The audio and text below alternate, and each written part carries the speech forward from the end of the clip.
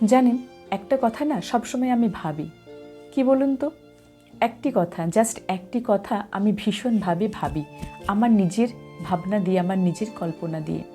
কথাটা হলো এটাই যে আমাদের জীবনটা না একটা হাইওয়ের মতো, আর সেই হাইওয়েতে হাজার হাজার গাড়ি কিন্তু দিবারাত্র ছুটে যাচ্ছে।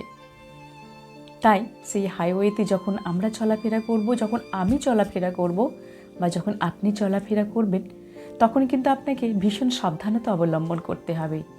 কারণ আপনি যদি একটু বেচাল হন, তাহলে কিন্তু আপনার পিছন থেকে কিংবা আপনার সাইড থেকে কোনো গাড়ি ঘোড়া এসে আপনাকে বিপদে ফেলতেই পারে।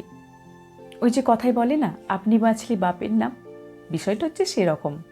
আপনি যদি নিজেকে সাবধানে, নিজের সাবধানতা অবলম্বন করে সেই রাস্তায় আপনি হাঁটাচলা করেন, তাহলে দেখবেন সেই রাস্তায় আপনিও চলতে পারছেন। একটা কথা তো আমরা ভুলতে পারি না, আমাদের জীবনটা হাইওয়ে হলেও সেখানে তো হাজার রকমের মানুষ, পথচলতি মানুষজন, গাড়ি ঘোড়া সবই তো যাতায়াত করে, কিন্তু সবাইকে নিয়ে আমাদের চলতে হবে। আমি যদি একটু বেচাল হই, আমি যদি ভাবি আমি একাই যাব সেই হাইওয়ে দিয়ে আর কেউ যাবে না, সেটা কিন্তু আমার ভ্রান্ত ধারণা। সুতরাং আমাদেরকে সকলকে নিয়েই চলতে হবে। জীবনটা হাইওয়ে মতো হলেও সেই জীবনটাকে কিন্তু মেরামত করা, জীবনটাকে বাঁচিয়ে রাখা, বাগিয়ে রাখা, গুছিয়ে রাখা, এসব কিন্তু আপনাদেরকেই করতে হবে, আমাকেই করতে হবে।